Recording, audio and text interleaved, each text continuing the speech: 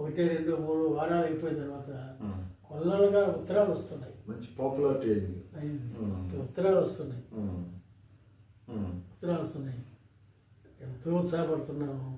Translation చాలా బాగుంది అని ఇట్లా నాకు ఇప్పుడు కూడా ఆయన రాసుకుంటున్నాడు. సరేలే అని నేను అనుకున్నాను. అది పూర్తి అయిపోయింది. అయిపోయిన తర్వాతనే వచ్చేసారు, పుస్తకం వేశారు. ఓకే. అప్పుడు హనుమంతరావు గారు పైకి వెళ్తా అప్సైడ్కి నన్ను భుజమని తీసుకెళ్ళి, నువ్వు ఇంకా ఎందుకయ్యా ఇక్కడ ప్రూఫ్ రైటర్ కాదు, నువ్వు అంత పెద్ద పుస్తకాన్ని తర్జుమా చేసి అందరి పేరు పొందావు రా అని చెప్పి తీసుకెళ్ళి ఎడిటర్ బోర్డులో చెప్పారు. అందులో అప్పుడు నేను సబ్ ఎడిటర్ జనశక్తికి. ఇంతలో నక్సలైట్ బెడత వచ్చాను. పార్టీ నుంచే కదా నక్సలైట్ పోయింది. నా కొలీగ్స్ అంతా పోయారు, కొంతమంది వెళ్ళిపోయారు. అంటే వాళ్ళు అప్పుడు నక్సలైట్కి వెళ్ళలేదు, ఇంటికి వెళ్ళిపోయారు. ఇదైపోయింది.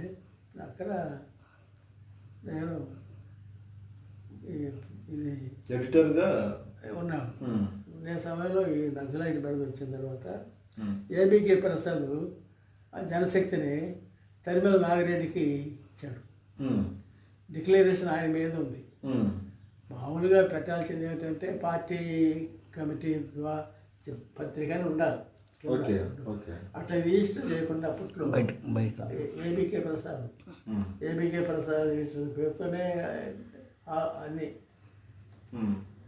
సార్, మీ రాజకీయ ప్రస్థానం అసలు ఎలా మొదలైంది? రాజకీయ ప్రస్థానం అంటే 2 రకాలు. పార్లమెంటరీ ప్రజాస్వామ్యంలో పార్టీలు ఉంటాయి, పార్టీ నడిపే ఉద్యమాలు ఉంటాయి, అది రాజకీయం కదా. అలాగే పార్లమెంటుకో అసెంబ్లీకో వచ్చినప్పుడు అది ఒక ఇది. అంటే రాజకీయాలకు రావాలని మీరు అనుకున్నారా? పార్టీ మిమ్మల్ని? నేను అనుకోనే కదా వచ్చింది. బాగానే చెప్పాను కదా, నన్ను ప్రోత్బలం చేసిన సంఘటనలు కూడా చెప్పాను. అవును, వచ్చేసాను. రాజకీయాల్లో ఉన్నాం. అప్పటికి వ్యవసాయ కార్మిక సంఘం ప్రధానంగా చూసేవాడు. అవును. వ్యవసాయ కార్మిక సంఘంలో అప్పటికే స్టేట్ లీడర్గా కూడా పెరిగారు. 85 వచ్చేనాటికి. రాజకీయాల్లో అంత ప్రశస్తి రావడానికి ఎన్టీఆర్ రంగంలోకి రావడంతో రాజకీయాల్లో ఒక రకమైనటువంటి ఊపు వచ్చింది. మూమెంట్స్ ఎక్కువ ఉన్నాయి ఆయన వచ్చినప్పుడు. అది పరిస్థితి. 83లో ఆయనతో మేము లేవు. ఆయన 83లో పార్టీ పెట్టారు. 9 నెలల్లో అధికారంలో వచ్చారు. అప్పటికి లేవు, ఆయనతో లేవు మా పార్టీ. ఉద్యమం కానీ సిపిఐ కానీ ఆయనతో లేవు. ఆయన ఎప్పుడైతే వైద్యం కోసం అమెరికాకి వెళ్ళి ఆయన గవర్నమెంట్ ఆయన ఎవరు మన నాదెళ్ల భాస్కర్ సీఎం అయ్యారు. అవును. ఆ విధంగా ఊరికనే ఆయన పోతే సీఎం కావటం కాదు. పార్టీలోంచి లాక్కొని సీఎం అని కొంతమంది ఎమ్మెల్యేస్ని లాక్కుని సీఎం అయ్యారు ఆయన. అవును. అది రాష్ట్రంలో పెద్ద గందరగోళానికి దారితీసింది. అల్లర్లు జరిగింది. అవును. ఉద్యమాలు జరిగినాయి. అవును. ప్రజాస్వామ్య రక్షణ కోసం అనేది పెద్ద ఉద్యమం జరిగింది. అవును. ఆ ఉద్యమంలో మేము పాల్గొన్నాం. సిపిఐ కానీ మేము కానీ పాల్గొన్నాం. సిపిఐ మొత్తం కమ్యూనిస్ట్ పార్టీలన్నీ పార్టిసిపేట్ చేసి. అంతంతా కాదు సార్, ముందుండి చాలా గట్టిగా కూడా పార్టిసిపేట్ చేసాం. అప్పటి నుంచి మేము రామారావుతో ఆయన తిరిగి వచ్చాడు, రాజ్యం వచ్చింది. అవును. మళ్ళీ ఆయనకి ఇచ్చారు. గాంధీ ఆయనకి ఇచ్చి అప్పుడు రాములాల్ అనే గవర్నర్ ఉంటే వాడిని రద్దు చేసి వాడిని తీసేసి తప్పు చేసేవారు అనమాట అని చెప్పి తీసేసేది. మళ్ళీ రామారావుకి ఇచ్చారు. రామారావుకి ఇచ్చిన తర్వాత ఆయన వెంటనే అసెంబ్లీకి రద్దు చేసి ఎలక్షన్స్ పెట్టారు. 85లో. అవును. అది 83లో జరిగింది. 85. అవును. అప్పుడు కలయిక ఏర్పడింది, అలయన్స్ ఏర్పడింది. ఆ అలయన్స్లో మాకు నేను సీట్లు అడిగాను. అన్నీ వాళ్ళు ఇవ్వలేదు. మన జిల్లాకు వచ్చేసరికి నేను అడిగా, గన్నవరం ప్రధానంగా అడిగా, మనకు బలం ఉంది బాగా అనేటువంటి. ఎందుకంటే సుందరయ్య గారు కూడా అప్పుడు సార్లు గెలిచాడు కదా, అందువల్ల గన్నవరం అడిగారు, ఆయన వల్ల. ఒక రోజు నేను మరి ఎక్కడంటే నిర్మూలన చేయండి అని చెప్పి అన్నాను. ఎంత బలం నిర్మూలన చేయండి, మీకు మంచి బాగానే ఉంటుంది అనేది ఆయన సలహా ఇచ్చారు. సరే పేదవాళ్ళు చూసుకునేది మనం అంటే పోటీ పడతాము అని అనుకొని నేను వచ్చాను. నేను ఒకసారి మా ఆఫీసు, పార్టీ ఆఫీసులో ఆయన గది వెనకనే నా గది ఉండేది. ఎందువల్లంటే ఇది నా పార్టీ వ్యవహారాలు చూసేవాడు. నేను వ్యవసాయ కార్మిక సంఘం అంతా నేను చూసేవాడిని. అప్పుడు జనరల్ సెక్రటరీగా ఉపాధ్యక్షులు. ఆయన ఉద్దేశం అంటే ఆయన వ్యవసాయ కార్మిక ఉద్యమం అంటే దాని ఇష్టం, దాని పైకి తీసుకురావాలని. అందువల్ల ఆయన వెనకై పెట్టుకున్నాడు ఆ గది, ఆ ఆఫీసు. నేను ఉదయాన్నే 10 గంటలప్పుడు ఇంట్లో నుంచి వచ్చేవాడిని. నా పరిస్థితి ఏంటంటే, ఒక క్యారియర్ ఉంది కదా, లేదు క్యారియర్ అంటే లేదు, ఏమంటారు, సద్దన్నం పెట్టుకుని వచ్చేది, బుట్ట భోజనం, అది చిలవరితే పెట్టుకొని అందులో గంజానం పెట్టుకొని ఒక ఉల్లిపాయ అందులో వేసుకొని వచ్చేవాడిని ఇంటికి. నా పరిస్థితి అది. పనిచేస్తున్నా డబ్బులు చాలు, అట్లా ఉండేవాడు. ఆయన అది తీసుకొని ఆఫీస్కి వచ్చి కూర్చున్నా. గంగాధరరావు గారు, రావు బాల గంగాధరరావు అని పెద్ద లీడర్ ఆయన అక్కడ. రామయ్య గారు వచ్చారు అని అన్నారు, పిలువ అన్నాడు ఆయన, సుందరయ్య గారు. నేను వెళ్ళా, ఏంటంటే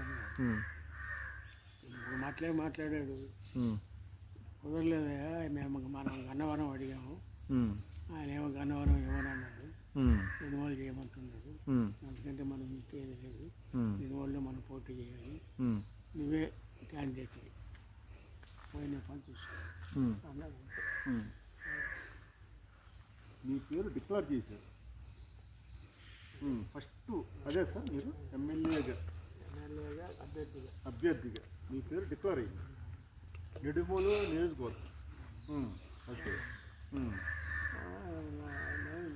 ఆయనంత కోపం, నాకు కూడా అంత కోపం ఉంది, సుందరయ్య గారికి కోపం ఉంటుంది. నేను కూడా రిటేస్తాను, అట్లా రిటేసి కానీ కూడా ఎవరు లేడు, వాళ్ళు కూడా రిటేసలేరు. ఆయనతో మా చదువు అట్లుంది. ఈడు ఎక్కడ వద్దంటాడో అనే ఉద్దేశంతో గంగాధర గారు అనుకుంటే నన్ను సైగ చేశారు, రా అని వెళ్ళా. నువ్వు ఎక్కడ వద్దని పేచి పెడతావు అని నేను రమ్మన్నాను. లేదు అనుకున్నాము పార్టీ డిక్లేర్ చేయాలని. లేదు డబ్బులు కావాలి కదా, నాకు ఏమవుతుంది డబ్బులు అన్నీ అక్కడ చూసుకుంటారు, జనం ఉన్నారు కదా, జనం ఉన్నారు కదా, అయ్యా మనకు డబ్బులు పదాలు రామనే వెళ్ళా. నాకు డౌట్, ఇక్కడ వాడిని కాదు, ప్రాంతీయవాదం ఏమన్నా వస్తుందేమో అనే ఒక భయం నాలో ఉన్నది. ఆ డౌట్తోనే పోయాను. అంతకుముందు నేను వ్యవసాయ కార్మిక నాయకుడిగా ఉండి ఆ ఏరియాలో నేను 2 సంవత్సరాలు బాగా తిరిగి పనిచేశాను. దేవాలయ భూములు కానీ, బంజరు భూములు కానీ, కూలీ రేట్ల మీద ఇటువంటి సమస్యలు అన్నీ తీసుకొని నేను అందరి ఇళ్ళకి పోయి అందరితో నేను మెలిగాను. అప్పుడు ఎమ్మెల్యేని కాదు కదా, పార్టీ కార్యకర్తగా నాయకుడిగా ఉండి వాళ్ళ మధ్య వాళ్ళ ఇళ్ళల్లో తిని వాళ్ళ ఇళ్ళలో కొనుక్కొని పేదవాళ్ళు అంతా సమస్యలు తెలుసుకుని పరిష్కరించారు. ఈ విధంగా చేస్తూ వాళ్ళకి నా మీద అభిమానం పెరిగింది. ఓకే. ఎప్పుడైతే నా పేరు ప్రకటించారో డిక్లేర్ వాళ్ళకై ఉత్సాహం వచ్చింది వాళ్ళకి. ఆ పరిస్థితిలో నేను అక్కడికి వెళ్ళాను. నేను అనుకున్న భయం పోయింది. వాళ్ళుగా వాళ్ళు స్వీకరించారు. ప్రాంతీయవాదం అనేది కనిపించలేదు. ఓకే. ఇప్పుడైతే ఎస్సీలు, బీసీలు, చిన్న చిన్న రైతులు అందరూ కూడా నన్ను ఆహ్వానించారు, నన్ను చేశారు. పెద్దవాళ్ళు కూడా వాళ్ళు ఏమనలేకపోయారు. ఇది 5 సెక్షన్ నన్ను జన ప్రవాహం వచ్చింది. అందువల్ల వాళ్ళు కూడా మా వాళ్ళు అంటున్నారు, ఓకే. అందువల్ల అందరూ కలిపి అప్పుడు ఆ ఎన్నికల్లో గెలిచాను. ఎంత మెజారిటీ వచ్చింది సార్ అప్పుడు? అప్పుడు ఎంతో మెజారిటీ 7,000 6,500 అంత వచ్చింది. ఓకే. అయితే ఇప్పుడు మీ ఎమ్మెల్యేగా మీరు ఎన్నిసార్లు పోటీ చేశారు? పోటీ చేసింది 5 సార్లు చేశాను. 5 సార్లు ఎమ్మెల్యే పోటీ చేశారు మీరు. పోటీ చేశాను. 3 సార్లు వరుసగా గెలిచాను. హ్యాట్రిక్ కొట్టారు మీరు. 4వసారి ఓడిపోయాను. 5వసారి మళ్ళీ గెలిచాను. అంటే 5 సార్లు పోటీ చేస్తే 4 సార్లు విజయం సాధించారు మీరు. ఒక్కసారి ఓడిపోయారు. అంటే ఒక్కసారి ఓడిపోవటానికి కారణాలు పొలిటికల్. అంతేనా? సరే, మీరు 4 సార్లు ఎమ్మెల్యేగా చేశారు కదా, మీరు ఎన్ని కోట్లు సంపాదించారు సార్? అందుకు ఇట్లా అడుగుతారనే మా వాళ్ళు ఎవరైనా రామయ్యండి ఎక్స్ఎమ్మెల్యే అని చెప్తుంటారు. మరి ఎక్స్ఎమ్మెల్యే అని చెప్పగలుగుతుంటారా? ఎందుకంటే ఈ దగ్గర ఎన్ని కోట్లు ఎందుకు ఈ క్వశ్చన్ ఎట్టా కాదు. ఎందుకంటే నిరాడంబరం ఎమ్మెల్యేలు ఈ రోజులు ఎవరు లేరు. మీరు చెప్పాలి, మిమ్మల్ని చూసుకుని నేను కనీసం ఒక వార్డు మెంబరు 10 తరాలకు సరిపడ సంపాదించే పరిస్థితులు ఇది. కనీసం ఒక్కలన్నా మీ జీవితాన్ని ఆదర్శం తీసుకోవాలనే. అంతే కదా, పార్టీకి ఉండే గొప్పతనం. పార్టీలో ఉండే వాళ్ళందరూ చేస్తారా లేదా అడగట్లేదు. పార్టీకి ఉండే లక్ష్యం. మీరైతే సిద్ధాంతానికి కట్టుబడి ఒక్క రూపాయిని ఆశించకుండానే చేస్తారు అనేది. అదే కాకుండా ఇంకో కమిట్మెంట్ ఏంటంటే 85లో గెలిచాను కదా. అవును. గెలిచి పెద్ద ఊరేగింపుగా వస్తాం. రాత్రి 11 అయింది. నేను చల్లపల్లిలో అద్దెకి ఇల్లు తీసుకొని ఆ 4 రోజులు చల్లపల్లిలో ఉన్నారు మీరు. ఒక అద్దె ఏది ఎలక్షన్ క్యాంపెయిన్ చేయాలి కదా. అవును అవును అవును. విజయ్ గారు ప్రకటించిన తర్వాత నేను అక్కడే ఉండాలి కదా. ఇల్లు అయితే అద్దెకి తీసుకొని ఎలక్షన్ అయిన దాకా ఆయన అద్దెకి తీసుకొని అక్కడ ఉండేవాళ్ళు. 1 గంట అయ్యింది. 1 గంట అయింది. నా భార్య చాలా సంతోషించిందిలే అనుకున్నాను. ఓకే. వచ్చి తలుపు తీసేస్తే సంతోషించింది బాగానే. తెల్లారి మేము మళ్ళీ మూట మళ్ళీ సర్దుకొని విజయవాడకు రావాలి. అంత బ్యాగులు ఇవ్వాలని సర్దుకొని ఉన్నాము. బయటికి అడిగి పోయే ముందు తలుపు ఇట్లా వారగా వేసింది నా భార్య. పదే అన్నా, పదే ఉంది ఒక మాట, మనం ఎక్కడో పుట్టాం, ఎక్కడో పెరిగాం.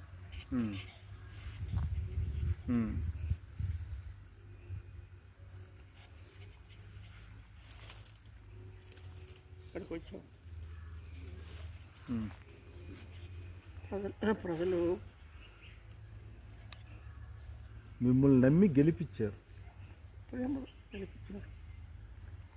ఒక్క చెడ్డ పేరు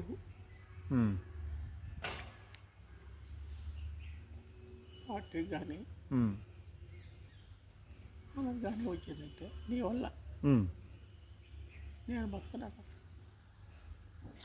ఆవిడకి 2 చేతులెత్తి నమస్కరించాలండి. ఆవిడ అక్షరం చదువుకోకపోయినా ఇంత జీనియస్గా ఆలోచించడం అంటే నాకే జోక్ అసలు.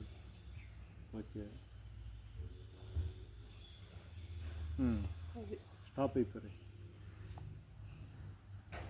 పార్టీకి కానీ మీ వల్ల కానీ ఒక చిన్న రిమార్క్ వచ్చినా నేను ప్రాణాలతో ఉండనని చెప్పారు ఆవిడ. ఓకే.